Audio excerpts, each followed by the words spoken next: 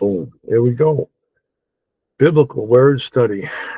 Well, we study one word at a time from the Hebrew Old Testament and the Greek New Testament until we get it.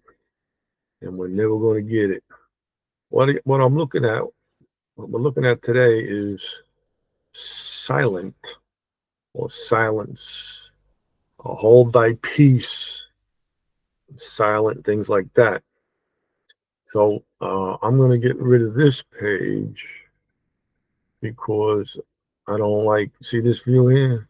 I don't like that view. And it usually happens when you get like 15 or 16 pages up there. It goes like that. But when you take one of these away, it goes like that. Makes it a lot easier to scroll around. So the first word that we're going to look at, probably this one here, is peace. Let me throw it up here. Karash. I think we did, this reminds me, like 760, 761. We might have looked at this last week. Peace, cut into plow and grave, devised to cut in and grave. And 761 is the TWOT. I think everybody here knows what I'm talking about when I say TWOT. That's the theological word book of the Old Testament. And it's number 761 in that book. And over here is the Strong's numbers. Strong's numbers 2790 in the Hebrew. So if you got your concordance, you go there and get that. So a little rehash on that. And then now this guy's calling me. I don't want to hear from him now. Thank God I got this on silent. So the basic idea is of non-communication expressed by either not speaking or not hearing. That is, the word may refer to the subject being silent or the object being deaf. The root damam. Now that's a big one. That damam. We're going to get into that. It's like 1, 2, 3, 4, 5, 6, 7, 8, 9 different, at least 9 different Strong's numbers, and 3 different, maybe more different TWOTs on that. I probably should have started with that, but this, and also Haresh as being silent, 2790. So this verb's used only 7 times, 38, and it always refers to God. For instance, David calls on God not to keep silence toward him in time of need. There's 66 of these verses here. Actually, it's 73 times, but this one here shows 66. We're going to take this out to make it easier to zip around here. Psalms 35:22. This thou hast seen, O Lord. Keep not silence, O Lord. Be not far from me. David asking God. A psalmist prays similarly in Psalms 83:1. Keep not thou silence, O God. Hold not thy peace, and be not still. There's probably 3 or 4 words in here that we're going to be looking at. Keep not thou silence. That's 18:24. That's on my list. This is part of that damam, demi, damam. You're gonna see daham, damam, damawa, demi, duma, dumak, dimiya. There's a whole bunch of them down there that we're going to get into, and there's a whole bunch of TWOTs and stuff like that. So we'll get into this a little bit later. And then there's hold not thy peace. This is the one we're looking at now, the karash. Hold not thy peace and be not still. Yes, I looked up, the last thing I wrote down here was this one, and it's 20. Where did I put it? Yeah, 8252. The shakat, rest, be quiet. Let's see if I got it down here. Rest, be quiet. This is all the Greek. Shakat, there it is. TWOT 2453.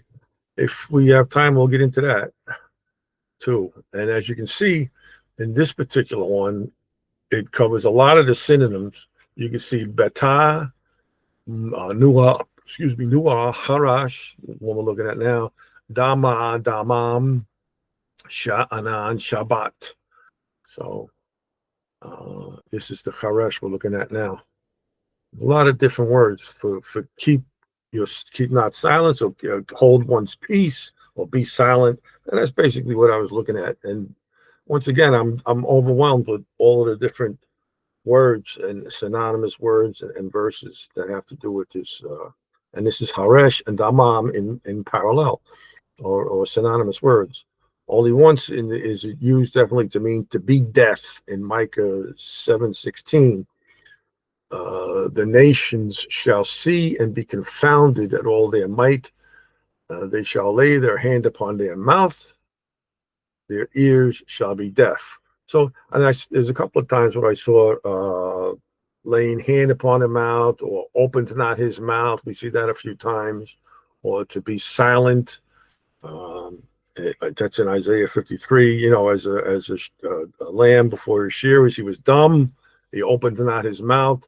And there was so many different verses having to do with that. And that's the same thing as holding the peace and being silent. Confounded. That's a shame. And their mind, they shall lay their hand upon their mouth, and they shall be deaf. So this is not really the way I wanted to go, but this is part of the being silent. You know, I guess being deaf, not being able to hear is kind of like being silent. All right. Where the prophet speaks of nations being deaf in respect to Israel in a future day. Used in the Hifil stem, it usually concerns silence and speaking, but in contrast to the Kal, almost always refers to man. The meaning is quite the same. However, for instance, Abraham's servant is said to have held his peace or remained silent as he observed Rebekah, wondering if she was God's choice as Isaac's wife. Isaac sent him out to look for a wife. Only in Job 11:3 does the Hifil carry a clear causative meaning. And when you're getting into these verb forms and all of that stuff, you got the Hifil, you got the Kal, you got the Nifil, and we're not going to get into that right now. I can show you real quick. Should thy lies make men hold their peace? So you got the word here, karash, but it's hifil, which means it's expressive causative action of the kal. Kal is the most popular form of the verb, like he ate, he came, he reigned, and the hifil would be like he caused to eat. So it's the causative action of the verb. So we're not going to get into all of that, but it's there if we need it. When thou mockest, shall no man make thee ashamed. All right. But this one where there's no verse for this, where Abraham's servant is said to have held his peace or remained silent as he observed Rebekah, wondering if she was God's choice as Isaac's wife when he met her by the well, I think it was, or when she was feeding the sheep or waiting to feed the sheep. And she says, "We don't roll the stone away until something, I forget." My brain isn't working these days. Don't worry about it. Once in the Hifil, it means be deaf, namely when the people urged Samuel to cease not, literally to do not be deaf, to cry to God for them. As the Philistines were drawing near, the word appears once in the Hithafel. That's another type of verb with the expected reflexive meaning. So Judges 16:2, and it was told the Gazites, saying, Samson is come hither, and they compassed him and laid wait for him at the night at the gate, and were quiet all the night, saying, in the morning, when it is day, we shall kill him. And what's the word in here? Laying wait. Laid in wait from all night, came to the city where quiet. Here we go, quiet. Karash. And here it's in the Hithafel. And what's the Hithafel? The Hithafel is this form primarily expresses a reflexive action of the Kal or the Pial. So there's the definition of a Kal is the most frequently used verb form pattern. It expresses the simple and causal action, like he ate, he went, he said. That's real simple. And 66.7% of the verbs parsed are in the cow form. So most of the stuff you're going to see is in the cow form. And this PL is a different form. And if I can get it up here, PL usually expresses an intensive or intentional action. So they always compare it to the cow, right? Cow, he broke. The PL is he broke to pieces, or he smashed, or he sent away, or he expelled. All right. The cow would be he counted, he recounted, or he told. So I don't know how they figure that out, but the simplest form we know is the cow. And the rest of them, how they figure out if it's a PL, a hit the foul, a nip foul, and this form accounts only for 1.4% of the verbs parsed. So there's not too many of them. All right. So we're not going to get into all that, but we just do a little bit. We slip in and out of that just to give you some kind of information. And this was good, but I want to get into the silent aspect. Hold your peace and verbs like that. Here we go. Hold your peace. This is 5:11. Let me get it on here in the book. It's where is it? I didn't write it in my notebook. Oh, there it is. Okay. 0213. And this word here is hasa. Keep silence. Hold your peace. Hold your tongue. Still silence. So that's good. And it's Strong's numbers 2013. And it's in the Theological Word Book on 511. And that's what we're going to read a little bit here, right here. I mean, it's 8 times in the Bible. Be silent, hold peace, hold your tongue, keep silent. And interjection with imperative force, meaning be silent, hush. It is used 7 times to command people to refrain from speaking in Amos 6:10. And a man's uncle shall take him up, and he that burned him to bring out the bones out of the house, and shall say unto him that is by the sides of the house, is there any yet with thee? And he shall say, no. Then shall he say, hold thy tongue, for we may not make mention of the name of the Lord. Hold thy tongue. That's the hasa. And this is an imperative, it says. So let's look at this. Yes, it's in the PL, and it's an imperative. That's the mood. It's like a command. So it's something that has to be done, or should be done. And then in Nehemiah 8:11, so the Levites stilled all the people, saying, hold your peace, for the day is holy, neither be ye grieved. Like I said, we take these out of context, but if you can read this in context, you know what it's talking about in Nehemiah 8, when the people were coming back. And Nehemiah was the guy that he recorded just about everything that happened to them after 586 when they came back to the land. Him and Ezra were the two, the priest and the scribe. Nehemiah was the priest, Ezra was the scribe, and they kind of like took the notes and wrote everything down and everybody's name and all that. They took the list, and they were setting things up when they were building the city, actually. All right. And that's what, when you get into the 70 weeks of Daniel, which we're not going to do, this is when it started in Ezra.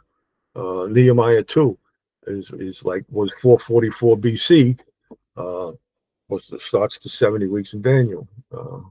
And Daniel 9:20, what is it, 9:25, 9:24 to 9:27, when you talk about the 70 weeks of Daniel. So these guys were around for that. Nehemiah and Ezra, those were the 2 guys that helped them when they were over there. Some respectful silence for the Lord, and Habakkuk 2:20. But the Lord is in his holy temple. Let all the earth keep silence before him. And it's imperative, yes. Keep silence before him. Asa. And in grief for the dead, Amos 8:3.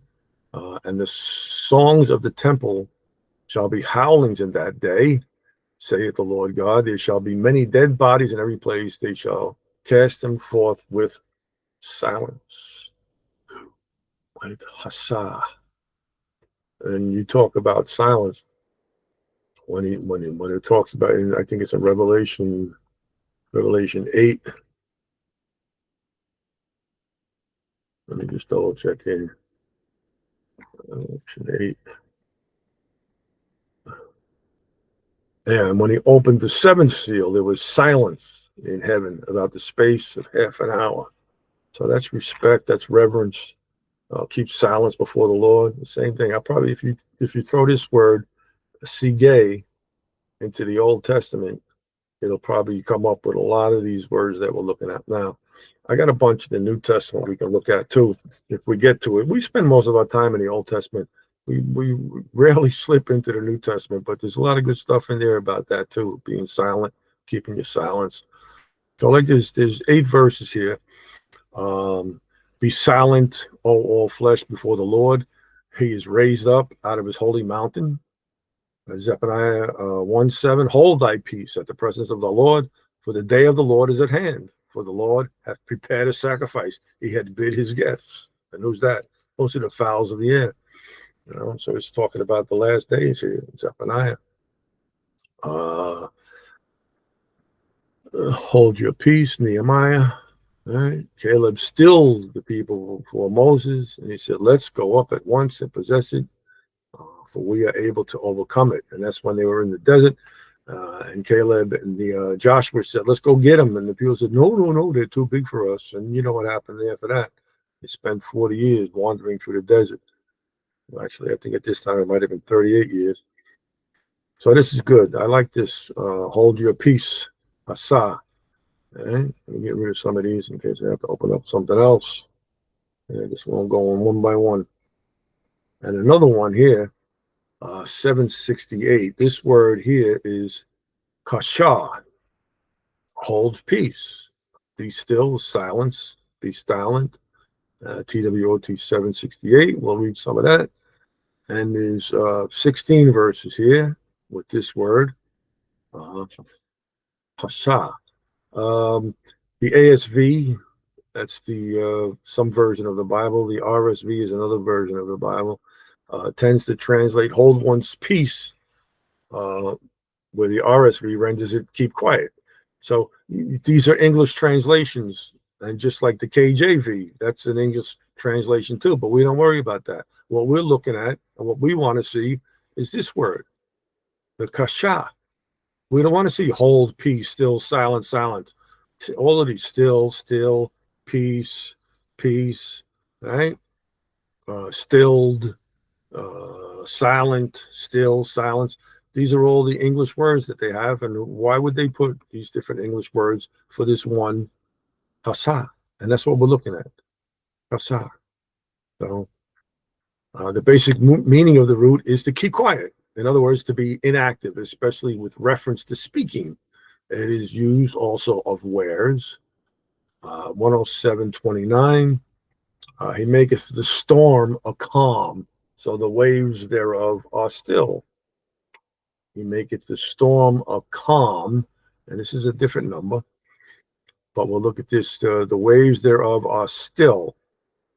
So it's peace, be still. And when he was on the water, he was sleeping in the boat, and the apostles came down and said, "Oh, don't you care that we're going to die?" And Jesus said, "Shh, peace, be still." And he calmed the water. But calm here is one of these dema words, dema. There's so many of them. Hopefully we'll get to a couple of them. It's TWOT 439, TWOT 438, TWOT 407, TWOT 412, and TWOT 415. I think is probably the one that we'll start with when we get into this demi-R stuff. So there's, as you can see, this synonymous words: calm, still, calm. Is there anything for that? No, still.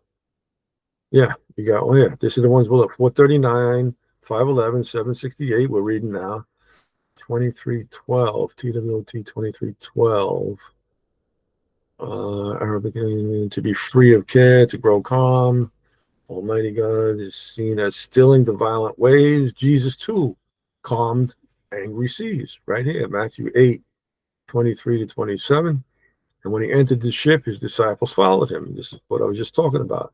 The tempest arose, disciples awoke him. He rebuked the winds, and there was a great calm. Let me see what that word is here. Hold on a second. I want to see what that word is. Oh, it was a great calm. Matthew. All right. So that's good. I can keep that up there for a while, but let me get rid of that. Let's see, and there was a great calm. And the word calm is 1055. I'm going to put that on my list. 1055. This is how we study, man. One word at a time, one verse at a time. 1055. It's on my list. And we're going to write it down here in the book just to have a hard copy. 1055. 1055. I'll just put the number. I'll fill it in later. And where was I? Where was we? All right. 12, 7, 29. Okay. This is a poetical root which strongly parallels Harash and Damam. So we just did Harash and we're going to do Damam. But right now we're doing this Hasha, Isaiah 42:14. I have long time holding my peace. I have been still and refrained myself. Now will I cry like a travailing woman. I will destroy and devour at once. Wonder who's talking that. That sounds like God talking. Held my peace, 28:14. Kasha, there's the 768. Did we look at that already? 768. Oh, that's what I'm looking at now. Okay. I have been still, 2790. I think we just looked at that. Right? Yeah. That's the Karash. And I have refrained myself. Refrain, force, restrained. 149. Hold back. This might have been something we looked at a while ago. To be strong. Or fact. Now I will cry like it's real. I will destroy and devour at once. And that's sounds like God speaking there. The psalmist gives insight into the nature of sin by reporting that his silence in the face of aggravation left him with sin within. Psalms 30, 39 and 2. I was dumb with silence. I held my peace, even from good. My sorrow was stirred. So that's not good to do. You can't hold your peace. And that I'm curious about this. Hold on a second. I was dumb with silence. Means that he was entirely or absolutely mute. He said nothing at all. The idea is that he did not allow himself to give utterance to the thoughts which were passing in his mind in regard to the divine dealings. He kept his thoughts to himself and endeavored to suppress them in his own bosom. I held my peace, even from good. I said nothing. I did not even say what I might have said in vindication of the ways of God. So we should speak up. We can't hold our peace from good. I did not even endeavor to defend the divine character or to explain the reasons of the divine dealings or to suggest any considerations which would tend to calm down the feelings of complaint and dissatisfaction, which might be rising in the minds of other men as well as my own. So he's saying he kept silence when he shouldn't have, and my sorrow was stirred. So he's feeling bad about that. The anguish of my mind, my trouble. The word "stirred" here, rendered in the margin "troubled," means that the very fact of attempting to suppress his feelings, the purpose to say nothing in the case, was the means of increased anguish. Sometimes when we see things, we're supposed to say something and we don't speak up. It's a sorrow. What's the word here? My sorrow was stirred. a car, trouble, disturb, to stir up. You know, we can go on all kinds of different tangents here. I'll just put it up there in case anybody wants to go to the recording and check that out. But we can't take too many side trips here. It'll drive you nuts. I was done with silence. So you know how he feels, right? I know how he feels. He held my peace even from good. And pool. I was done with silence. I held my peace even from good. I forbore to speak what I justly might upon that occasion, lest the floodgates of speech being once opened and speech stirring up my passion, I should by degrees break forth into some indecent and sinful expressions. Like, what was it, Nehemiah pulling people's beards off, speak to him neither good nor bad. Well, that's what God told, what's his name? His brother. Laban. He told Laban that about Jacob. My silence did not assuage my grief, but increased it, as it naturally and commonly doeth.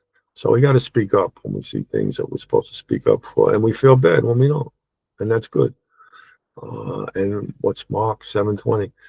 And he said, "That which cometh out of men, that defileth the man." I don't know why that's stuck in there, but it sounds like he's got a different interpretation of the sorrow that's stirred in him. And I don't think it means that. I don't think the psalmist means Mark 7:20 when he's talking that, when he's held his peace. It's not like he should have held his peace. He shouldn't have held his peace. That's why he's got the sorrow. Uh, so, I mean, there are things that come out of us that shouldn't come out of us, but there are things that should come out of us that don't. Among the prophets, only Isaiah uses this word. God, comparing himself to a warrior, says that formerly he was silent, but now he will speak against the sin of his people. So that's what this guy was talking about. 42:14, I think we just read. Yeah. When he did not speak, they ignored him. When he did not speak,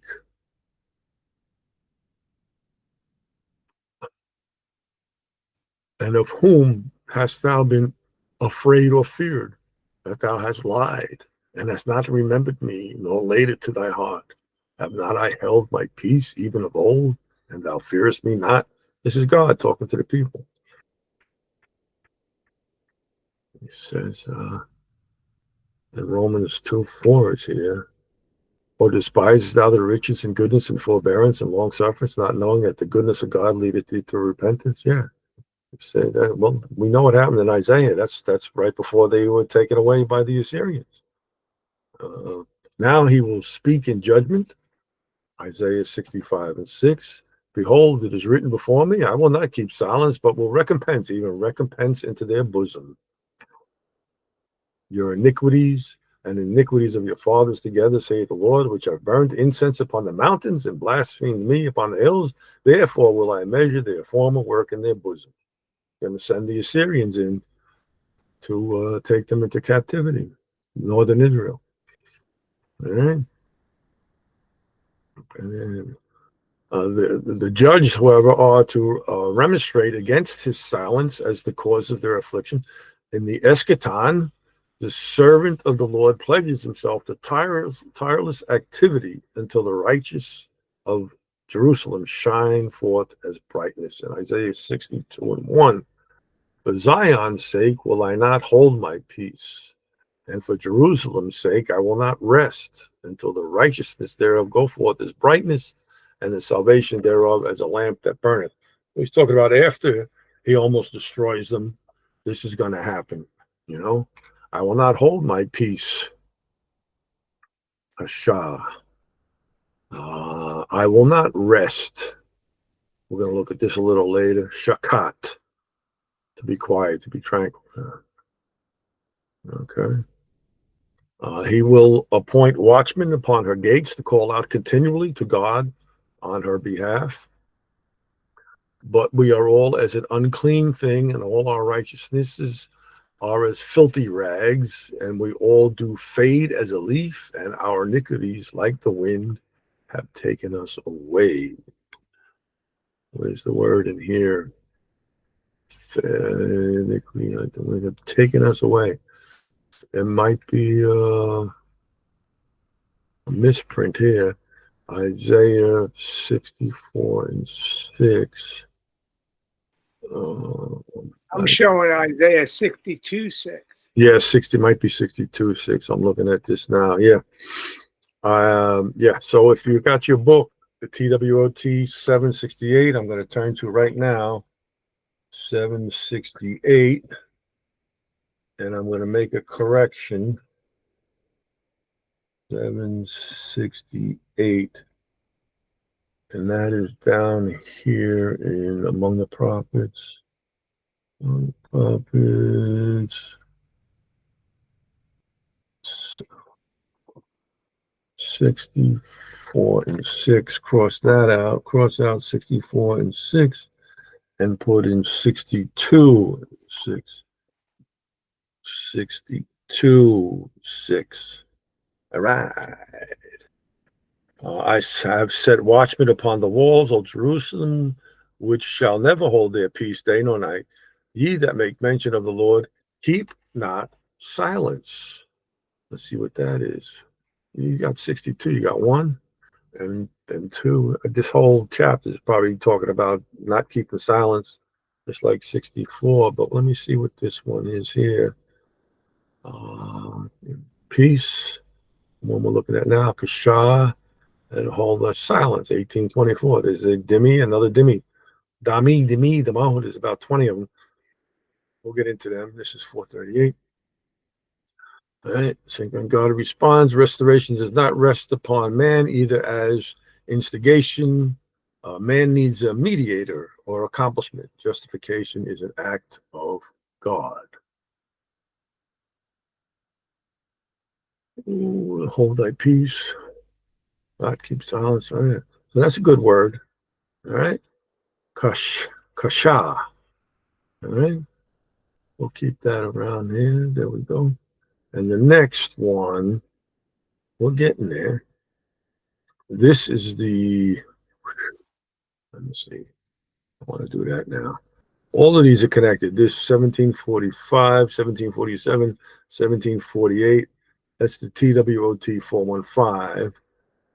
And it'll run into these also. It'll run into the 1820 and the 1824, which would be TWOT 438, which will run into Strong's 1827 and 1826, which is TWOT 439. So all of these are connected in the book with one another.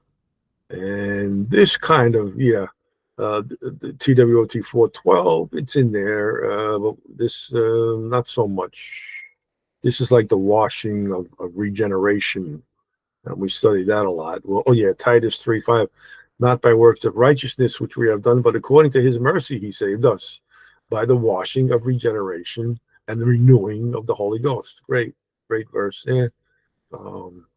Washing, and that's the lutron, right? Yeah, lutron and luo. We studied that. Washing of regeneration.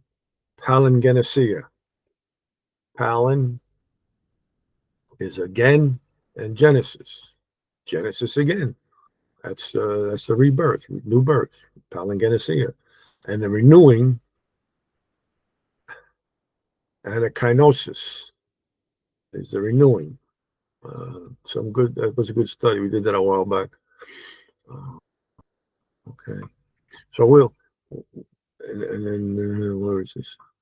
That's here, and then this. That's the last one I did, and this is the Greek. This is the Greek. This is the Greek. This is Hebrew also. This is another one of the dumb ones. Alam 102. Okay. Let me see. I was dumb with silence. I held my peace, even from good. See, and we read that already, but it was another word we were looking at. and my sorrow was stirred.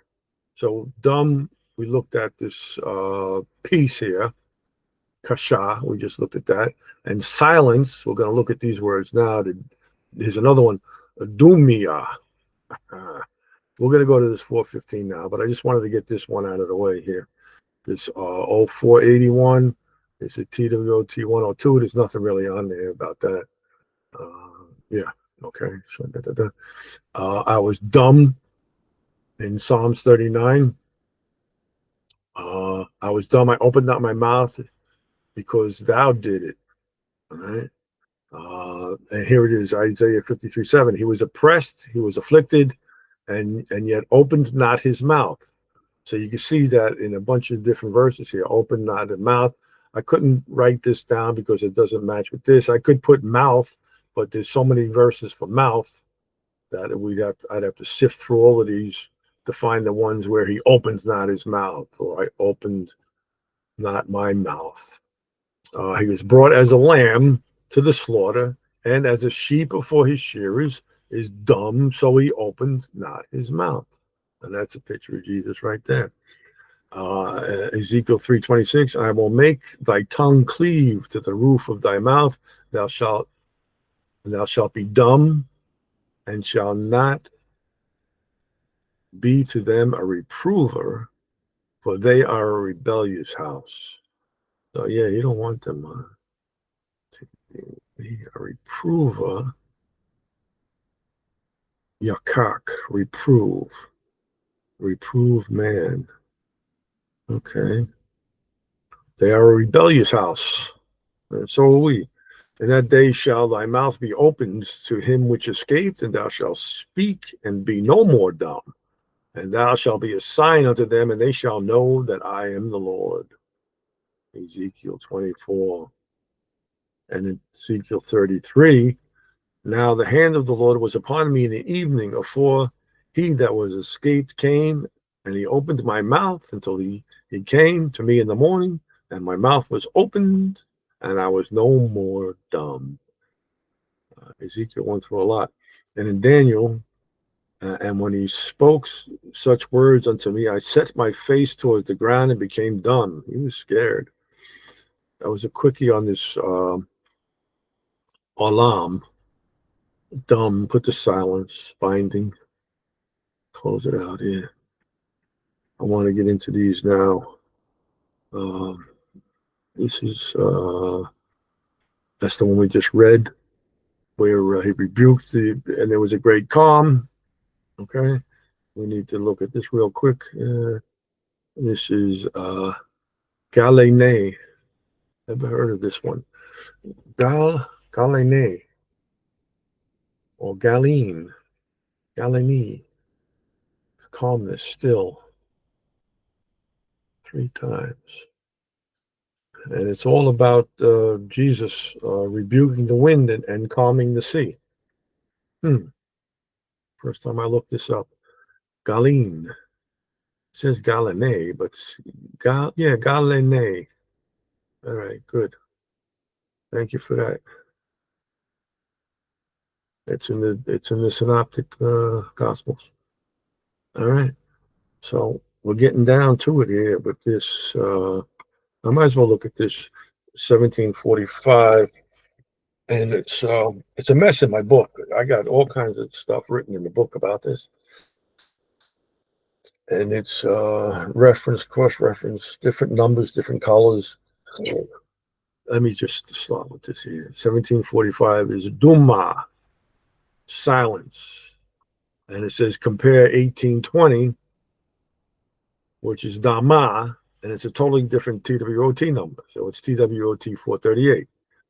It has to do with cut off, cease, perish, bring to silence, to cause to cease. More like destroying and perishing. But I want to look at these silence, meaning to be dumb. So Psalms 94:17. Let me put this up here and see what. Okay. Unless the Lord had been my help, my soul had almost dwelt in silence. Duma. And in Psalms 115:17, the dead praise not the Lord, neither any that go down into silence. Reminds you that one in Ecclesiastes, the dead know nothing. You know, people saying, "Oh yeah, my mother died. I feel her presence. She's flying around. She's looking down." I know she's not. I can tell you, she's not. Dead praise not the Lord, neither any that go down into the silence. Uh, so you see, there's 1, 2, 3, 4 different words. I only got 3 here, but we'll see if we can find the 4th one. Let me put this. See how far I gotta go with this. Silence. To keep silence. To last. To be motionless. To be stupefied.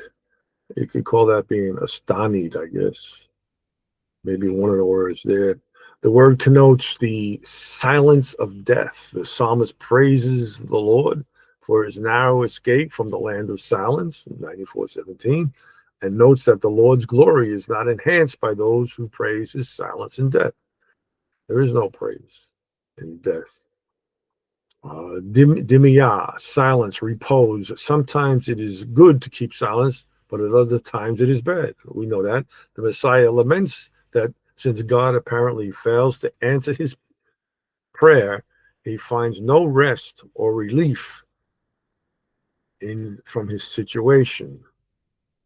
And that's Psalms 22:12. What's the number on that? Hold on a second. Psalms 22:12. Many bulls have compassed me. Strong bulls of Bashan have set me bound. So it's not 22:12. It's 22:2.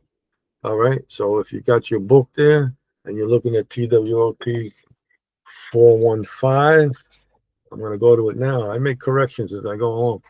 415, cross out 22:12. 415.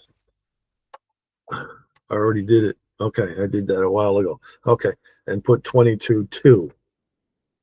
So 22:2 is, oh my God, I cry in the daytime, but thou hearest not. And in the night season, and I'm not silent. And that's Dumiyah. Dumiyah. Let me put it up here for you. Dumiyah. All right, it's 4 times. We'll cover them all here. 39:2. I was done with silence. I held my peace, even from good. And we just read that. So we got that other word in there where he held his peace. He held his kasha. All right? You would think it was shalom, but it's not. It's kasha. Held my peace. All right? And 62:1. Well, let me read this. David found that when he kept silent out of fear of his enemies, his distress grew worse. 39:2. So that's what it's talking about. His distress grew worse when he keeps silence, when he should speak up. Because there are times when we should speak up. All right. It would be wrong to keep silence when praise is due. So praise awaits God in Zion. Psalm 65:1. To the chief musician, a psalm and song of David. Praise waiteth for thee, O God, in Zion, and unto thee shall the vow be performed. Praise waits. Dumia, they got wait, silence, and silent for the English words here.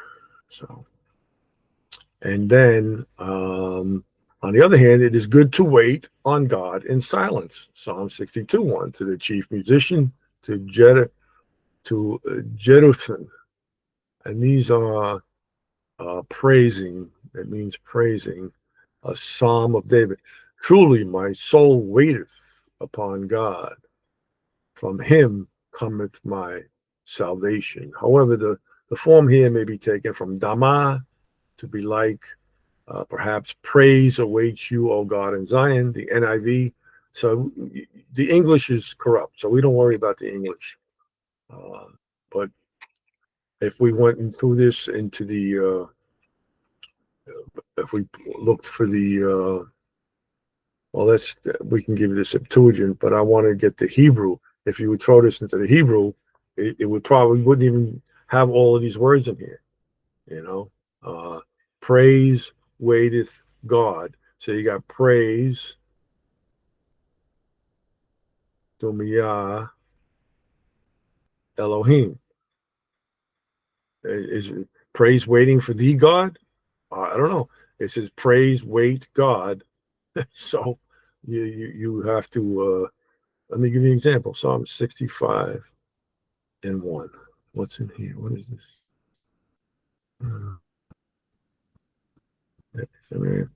Psalm 65 and 1. 65.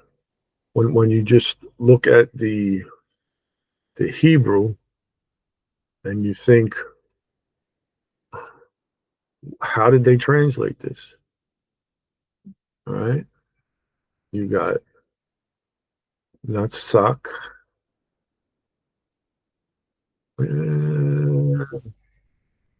That's not even the right word. Oh, David. Yeah. Okay. Uh, Singing. Okay. Dumia. Here's the silence. Dumia. Praise God. Silence. Praise God. Jerusalem. Not, no, Sion. A mountain of Jerusalem. Zion. Okay. Uh, so silence. Praise God. Sion. And this would be shalom. You say so, like I'm saying, praise waiteth for thee, O God, in Zion. That's how they translated those three words. Or actually 4 words: praise and Zion. So we don't know exactly what the order is. They put it some words before us. Sometimes they put the verb before the noun before the verb. But we can't get too much into that. The translations, all the translations are corrupt. So that's why we go to the original Hebrew and the original Greek. We try to do as best we can defining these words, and that's what we're doing, one word at a time. And dumam, dumb, silent, used to describe dumb idols. Sometimes silence is brought about by judgment, but at other times it is the fruit of faith. Thus, Babylon must henceforth be silent because God has ended her glory, but an attitude of non-complaint should characterize those who trust in God. So, sit thou silent, dumam, sit thou silent, and get thee into darkness, O daughter of the Chaldeans, and that's the Babylonians. For thou shalt no more be called the lady of kingdoms. So I guess the daughter of the Chaldeans, he's probably talking about the Israelites, right? Because they're going after them. Yeah, okay. Come down and sit in the dust, O virgin daughter of Babylon. Sit on the ground, there is no throne. O daughter of the Chaldeans, but thou shalt no more be called tender and delicate. Take the millstones and grind meal, uncover thy locks and make bare the leg, uncover the thigh, pass over the river. Thy nakedness shall be uncovered, yea, thy shame shall be seen. I will take vengeance, and I will not meet thee as a man. As for our Redeemer, the Lord of hosts is his name, the Holy One of Israel. Sit thou silent and get thee into darkness, O daughter of the Chaldeans, for thou shalt no more be called the Lady of Kingdoms. Sit thou silent through grief and shame, and as mourners used to do, cease thy vaunting and insolent speeches. Thou canst say nothing for thine own justification. Get thee into darkness. Thou shalt go into an obscure, disconsolate, and calamitous condition. Thou shalt no more be called the Lady of Kingdoms, the chief and the glory of all kingdoms, as Isaiah 13:19. And Babylon, the glory of kingdoms, The beauty and the Chaldees' excellency shall be as when God overthrew Sodom and Gomorrah, the most large and potent and glorious empire of the world, as thou hast been no more. So it's a posture of mourning, mourning and misery, and the mistress of the world. Barnes talks about it also. I love reading these little things here, these commentaries. Some of them are good. Barnes is long-winded for a lot of stuff. Lady of Kingdoms is equivalent to that, so often used of Rome, the mistress of the world. And the idea is that Babylon, sustained by its power and splendor, the relation of the mistress, and that all other cities were regarded as servants or as subordinate. So, O daughter of the Chaldeans.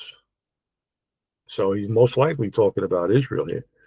I was wroth with my people. I have polluted mine inheritance and given them into thine hand. Yes, thou didst show them no mercy. Upon the ancient hast thou very heavily laid thy yoke. And God did it all, and he's going to do it all. Lamentations, it is good that a man should both hope and quietly wait for the salvation of the Lord. And Habakkuk 2:19, woe unto him that saith to the wood, awake, to the dumb stone, arise. It shall teach, behold, it is laid over with gold and silver, and there is no breath at all. Talking about the idols. All right. Used to describe dumb idols. That's dumia. That's the TWOT 415. I should leave these up here.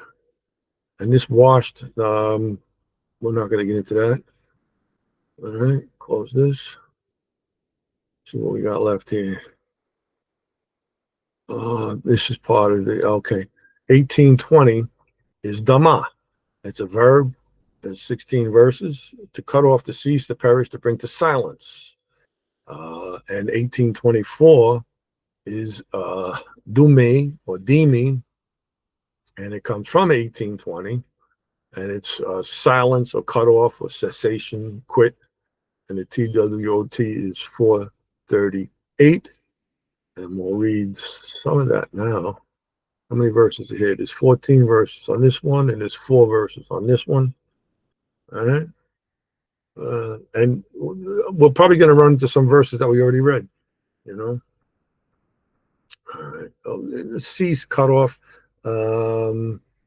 Cut off. I don't think I'm going to get into this verb too much. Cease, cut off, perish. Howl, ye inhabitants. No. Cease this, I will destroy. Look, they use cease, destroy, destroyed, cut off, silence. I have likened. Dama.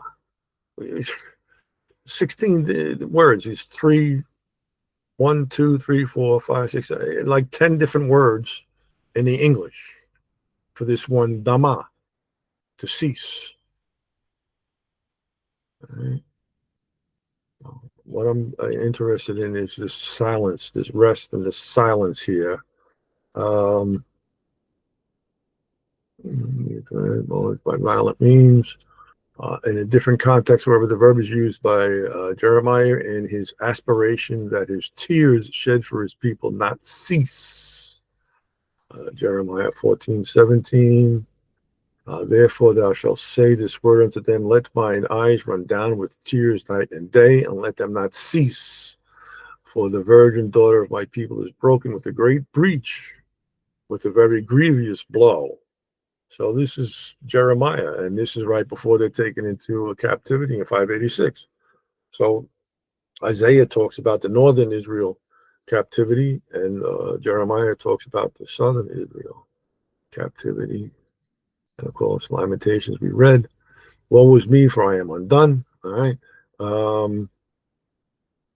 Dama used 17 times in the Old Testament. 12 of these. Dummy. Rest, silence. So these are the ones that I'm interested in here.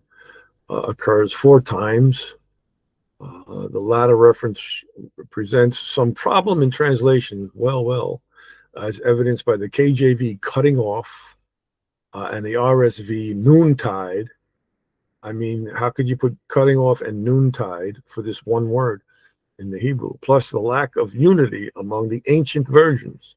It may be that the origin of domi here is not dama, to the second, but rather damam, to mourn, to wail. I said in my sorrow, I have said in my sorrow. When you're looking at this TWOT and these Strong's numbers here, all of them are, you could see how there'd be confusion in translating these because there's so many of them that are spelled almost the same way. They might have a different ending. And if you're looking at, you get a TWOT 415, which we read, a TWOT 438, TWOT 439. They're so close to each other in the book. And I can understand how there'd be some mistranslation here. But we got what we got, and this is what we got to deal with. Psalms 83:1, keep thou not silence. O God, hold not thy peace, be not still. How many times have we read this verse? Because there's 3 different words here. We got keep not silence, demi, dama, hold not thy peace, karash, be not still. We haven't read this yet, but we're going to get to it. Shakat, hopefully, rest. So there's 3 words in there, and they're all synonymous words. And it amazes me how I look up one word and it takes us all over the place. And you'll see that one theme 3 times in one verse. In Isaiah 38:10, I said in the cutting off of my days. I'm curious, I'd love to go back and look at the Hebrew to this, but I don't want to drive you nuts. I said, in the cutting off of my days, I shall go to the gates of my grave. I am deprived of the residue of my years. How did they come up with cutting off here? But there we are. And the cutting off. This is the Greek. Ego, epi, and ego, on. Hamera, day. That's a day. Ton, I don't even see cutting off in here. Katalipo, to leave, forsake. And epiloipos, rest. Probably has something in there, right? I am deprived of the residue of my years. Isaiah 38:10. I'm going to drive you crazy too. I'm not someone who drive you crazy. What was it? Isaiah, what did I say? 38:2? 38. No. Oh. I see something. Excuse me. 38:10. 38:10. 38:10. Yeah. I said in the cutting off of my days, Hebrew Old Testament, a me, I, and this is ama, which means to say, quiet, silence.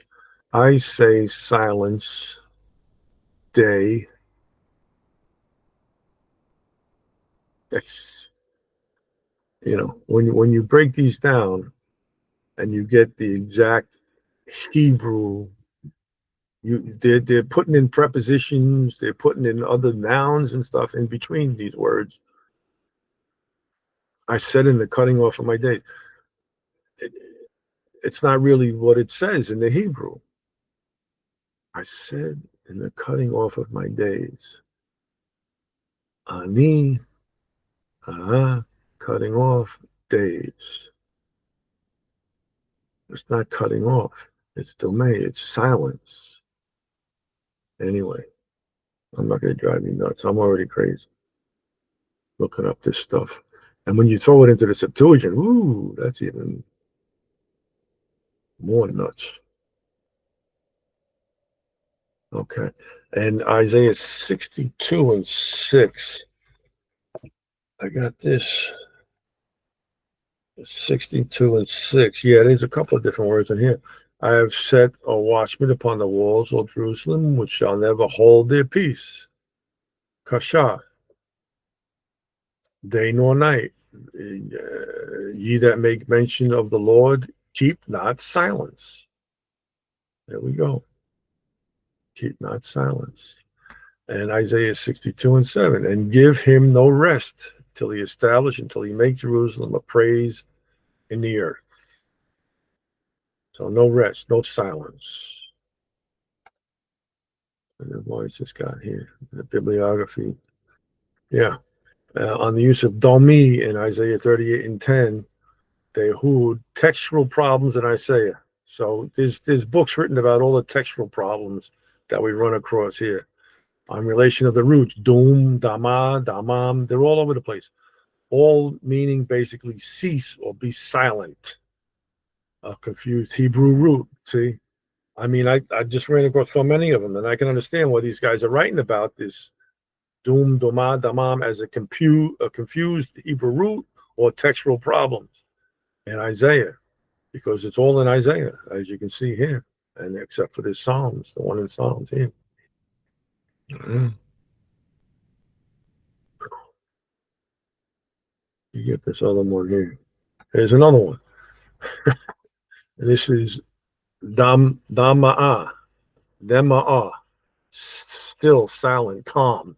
And it comes from 1826, which is Damam. And that's his TWOT 439. And as you can see, these guys run into it. 1724 we looked at. Oh, that's the Astanid one. Okay. 1724. Let me look at that verse real quick. 1724. I think that's the Jeremiah verse. Yeah, Jeremiah 14:19. Why shouldst thou be as a man astonished, as a mighty man that cannot save? Yet thou, O Lord, art in the midst of us, and we are called by thy name. Leave us not. Astonished. Daham. Astonished. And it's TWT 407. Occurs only once.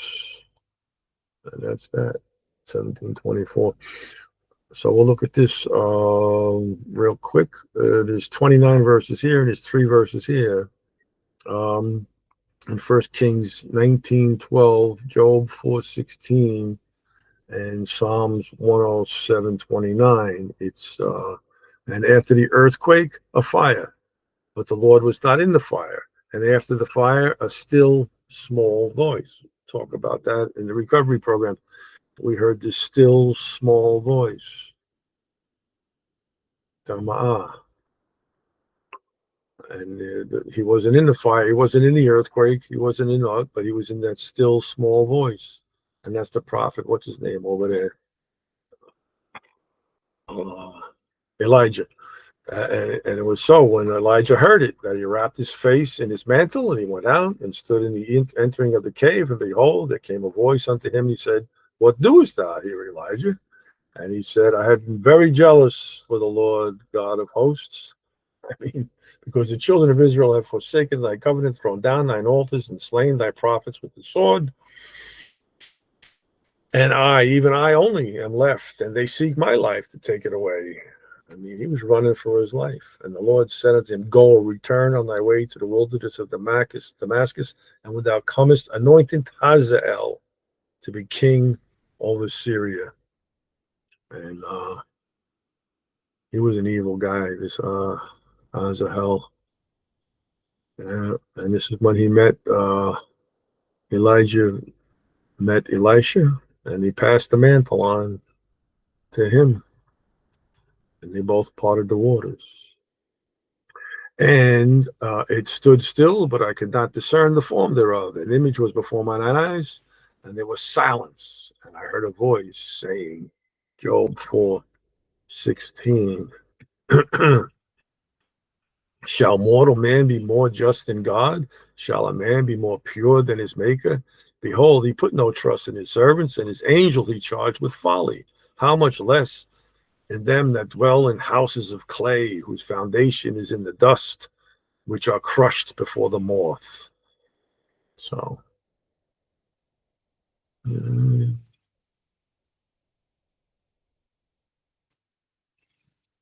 who's speaking here? Is this Joe speaking?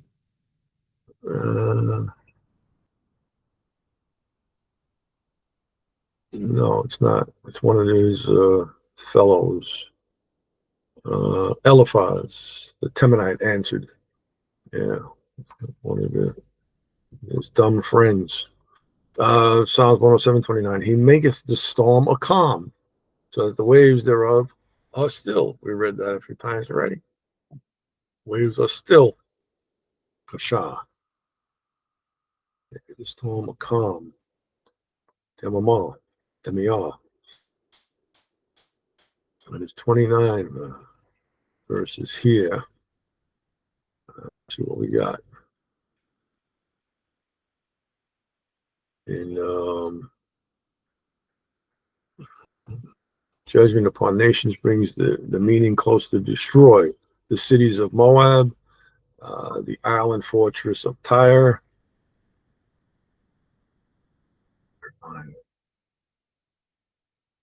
48 and 2. There shall be no more praise of Moab. In Heshbon, they have devised evil against it. Come, let us cut it off from being a nation. Also, thou shalt be cut down, O madmen. Sword shall pursue thee. Madmen, a doomed city of Moab. Some people say, oh, he's a madman. It's not. It's a doomed city of Moab. And the island fortress of Tyre and Ezekiel 37, 27, 32. And in their wailing, they shall take up a lamentation for thee, a lament over thee, saying, what city is like Tyrus? Like the destroyed in the midst of the sea. Ezekiel 30, 27. I don't think so. It's probably 24:17. I'm not see. I don't think there's a word in here. They shall lament upon lamentation for these and these like destroyed. Yeah. So that's a misprint too. So take that out of there. 27:32. I mean, destroy. Oh, hey, here we go. Destroyed. Wow. And this is okay. One time in the Bible. Duma. How they just threw destroyed in there? You got me. Right? 27:32. What number was that again? Destroy 1822. 1822. It's not on my list. That's okay. I don't need it there. We run across things as we go along. When Jeremiah applies this to the troops of Damascus, in Jeremiah 49:26. Therefore, her young men shall fall in her streets, and all the men of war shall be cut off in that day, saith the Lord of hosts.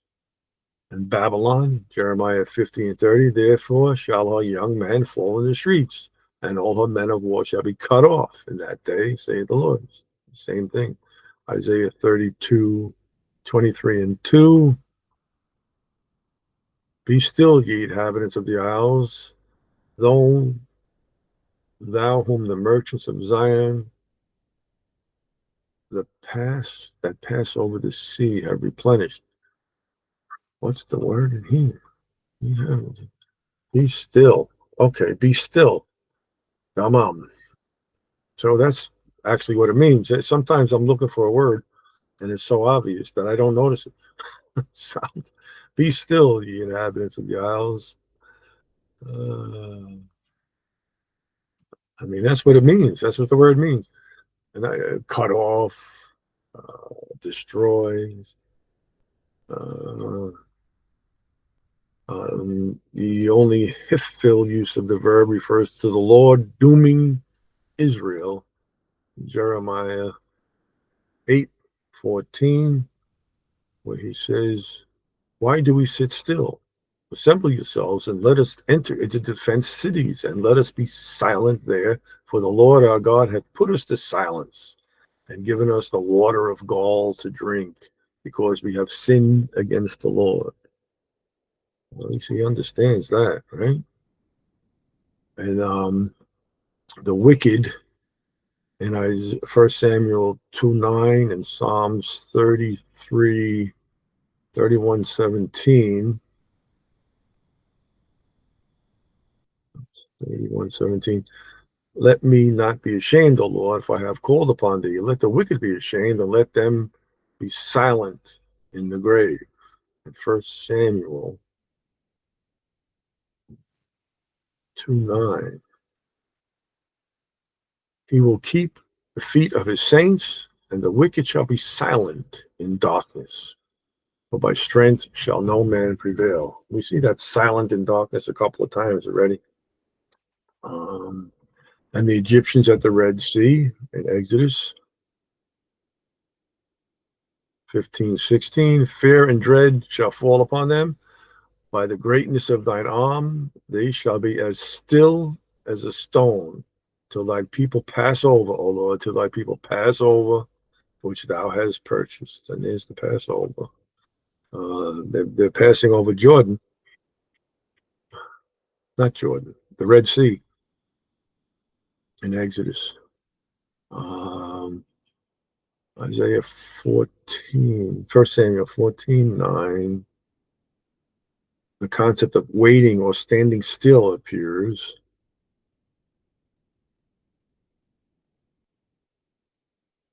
Where is it? Oh, there it is. Waiting or standing still. If they say thus unto us, tarry until we come. Oh, this is Jonathan talking to his armor bearer. Until we come to you, then we will stand still in our place and will not go up to them. So he's saying either way, we're gonna tear these people up, you and me together. 1 Samuel 14:9. This seems to be the meaning when Joshua asked the Lord to make the sun stand still and the moon stop so he could pursue the Amorites. In Joshua 10, 12, and 13. Then spake Joshua to the Lord in the day when the Lord delivered the Amorites before the children of Israel. And he said in the sight of them, Sun, stand thou still upon Gibeon, and thou moon in the valley of Ajalon. Stand thou still. And the sun stood still, Amam, and the moon stayed until the people had avenged themselves upon their enemies. It is not written in the book of Jasher. So the sun stood still in the midst of heaven and hasted not to go down about a whole day. Oh, we're a day later. Those interpreters who explain this miracle in terms of the silencing of the sun's heat have a more difficult time, especially in view of the parallelism with the moon. So it's not just the heat of the day. It can be interpreted that way, but I think he did something to the heavens. Several times in the Psalms, this verb is used of being still before the Lord in quiet meditation. Stand in awe and sin not. Commune with your own heart upon your bed and be still. Selah. That's quiet meditation. And Psalms 131, 2. 131, 2. Surely I have behaved and quieted myself as a child that is weaned of his mother. My soul is even as a weaned child. That's nice. Behaved and quieted myself. We are to rest in the Lord and wait patiently for him. Psalms 37 and 7. Rest in the Lord and wait patiently for him. Fret not thyself because of him who prospers in his way, because of the man who bringeth wicked devices to pass. Yeah, that's Psalm 37. Also like Psalm 73. We're not to worry about the people who oppress us and the rich people that oppress the poor. They'll get theirs. Yet God's rescue from trouble did lead the psalmist to end his silence and sing praise to the Lord. Psalms 30 and 12. To the end, my glory may sing praise to thee and not be silent. O Lord my God, I will give thanks unto thee forever. Damam, TWOT 439. It's a good one. We're getting there. We got a few more here. This one is Shakat. This is the last one I looked up. I didn't get a chance to read anything on it. TWOT 2453. There's 41 verses. Rested from war, rest from war. They had rest 40 years. The land had rest for sure. So you'd see Joshua and Judges. And the land had rest 40 years. Quietness 40 years in the days of Gideon. So these are in the time of Judges, that was about 300 to 400 years, Judges. Quiet and secure. They were quiet and secure. What's secure? 1827, 1817. Quiet and secure is, batak, trust, confidence. Okay. And also here, it's batak. Okay, quiet and secure. And Ruth, he shall not rest until he have finished the thing this day. That's what's his name? And the lineage of Christ there. What's the guy's name? Boaz. Thank you. Was in quiet and peaceable. Chronicles. I go and slept. And the land was quiet. 10 years quiet. So we'll see what this quiet is all about. We'll read some stuff here. First Chronicles 22:9. Behold, the son shall be born to thee, who shall be a man of rest, and I will give him rest from all his enemies round about. For his name shall be Solomon, and I will give peace and quietness unto Israel in his days. Rest. Menachor. I will give him rest. That's Nuach. The word Noah. Noah means rest. That's what I thought this first rest was. This Menachor. Rest place. And then Nuach. So you got rest here, and there's two different Hebrew words. It's Menachor. It's TWOT 1323. And this Nuach is the same TWOT. So it's a different. So this is the noun, right? Yeah, feminine noun. And it comes from Manoah. Manoah means rest. But it also comes from Nuach, which means rest. Noah. Here it is. Noah. Rest. But 1, 2, 3, 4, 5, 6, at least 7 or 8 words there. And his name shall be Solomon, and here's the peace. Shalom. Okay. And quietness. Shaket. It's 8252 and 8253. Do I have both of them?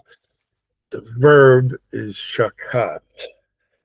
8252 is the verb.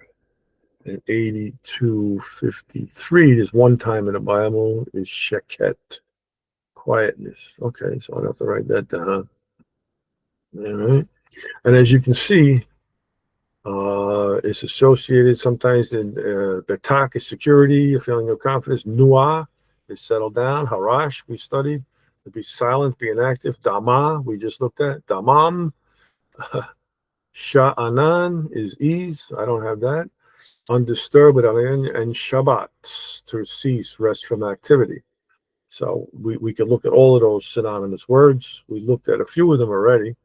Uh, the basic idea of the root is tranquility. It implies that the absence of strife, war, or trouble on the one hand, and worry or anxiety on the other. It may also imply to the absence of pressing obligation, or again, of some disturbing element that mars the relationship between individuals.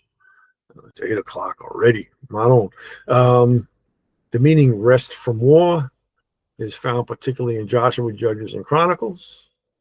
All right, the land had rest. We saw all of that.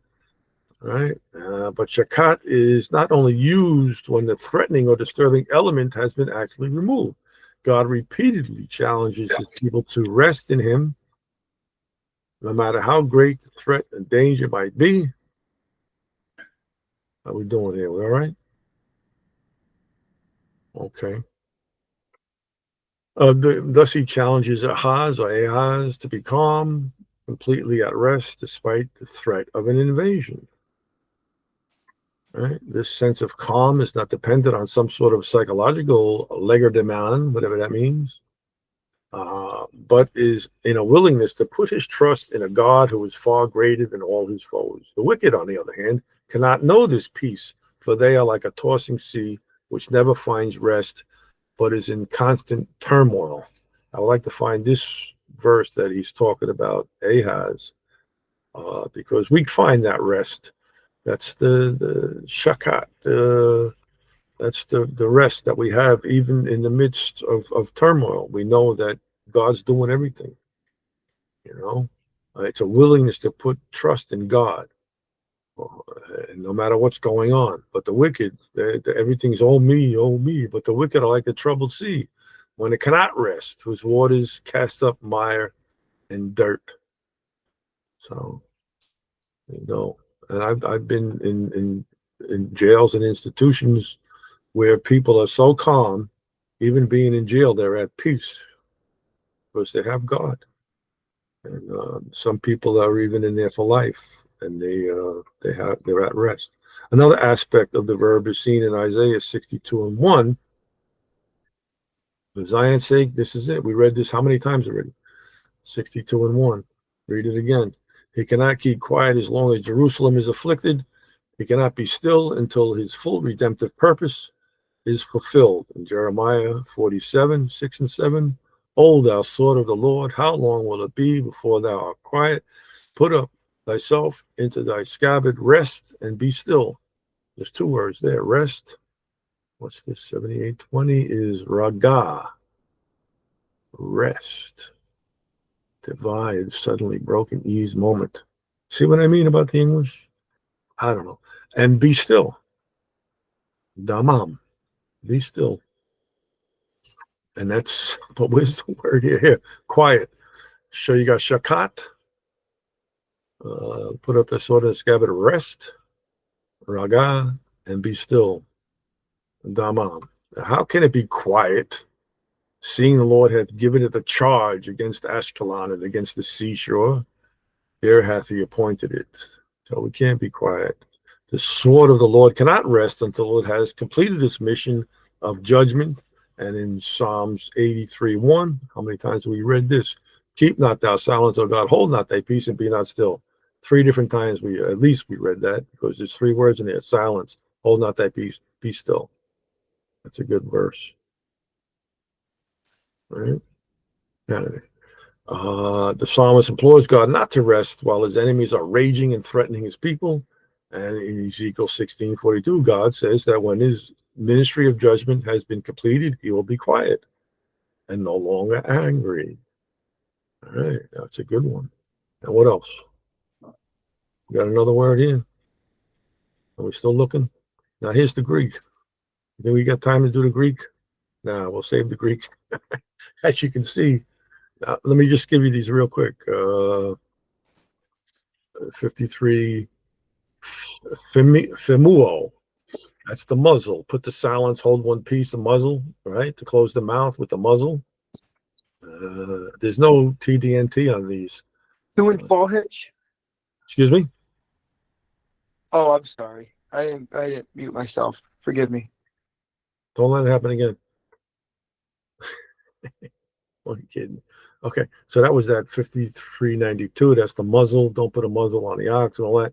And this one here is Sigeo. Hold one's peace to keep silent. And then 4602 is Sige, means silence. It comes from Sizo, to hiss or hush, silence. And we have 4623 is Siopa, from Siope, silence, a hush, properly muteness, involuntary stillness, or inability to speak, and thus differing from Sige, which is rather a voluntary refusal or indisposition to speak, although the terms are often used synonymously. So to hold one's peace, to be silent, and we'll see these are all synonymous words here. And then the last one that we should get into is this one here, hold peace. Hesukazo, to hold one's peace, to be quiet, to rest. And it comes from 2272, which is Hesukios, quiet and peaceable. And it's also 2721 is Hesukia, silent or quietness. So we can get into all three of these. And there's no TDNT on this, so there's no reading to do. It's just these verses. So if you want to look up these verses in your spare time, I mean 5, 9, 11 verses. As you can see, let them learn in silence, to be in silence, quietness, do their own work and eat their own bread, silence. When Paul was speaking in the Hebrew tongue, they kept silence. They said, "Oh, this guy speaks Hebrew too. Speaks Hebrew and Greek." Quiet and peaceable. What's this quiet? 1 Timothy 2:2. Quiet. Eremos comes from eremos, wilderness, desert, quiet. Through the idea of stillness. Okay, one time in the Bible. Eremos, peaceable life. And then, but let it be the hidden man of the heart, in that which is not corruptible, even the ornament of a meek and quiet spirit, which is in the sight of God a great price. Be in silence. All right, so just zipping through these verses real quick, because we really don't have time to go into all of them here. And they kept it close to them. They held their peace in Luke 20:26, Acts 12:17, beckoning unto them with the hand to hold their peace. Then all the multitude kept silence, Acts 15:12 and 13. After they held their peace, James answered, saying, "Men and brethren, hearken unto me." So that's when Paul and Barnabas and everybody went to, "How are we going to do this?" And James says, "We'll take care of it. Don't worry about it." And they set up the church down there. Romans 16, which was kept secret since the world began. And you'd have to go back to, what is it? What's the secret that was kept since the world began? That the Gentiles were given the truth back then in Abraham's time. That's the key, the secret, since the world began. There's no interpreter, so let him keep silence. So there's no tongues. There's no such thing as speaking in tongues. Let the first hold his peace. That's 1 Corinthians 14. All right. And then you got the multitude rebuked them. They should hold their peace. Have mercy on us, son of David. But Jesus held his peace in Matthew 26, Mark 3. But they held their peace.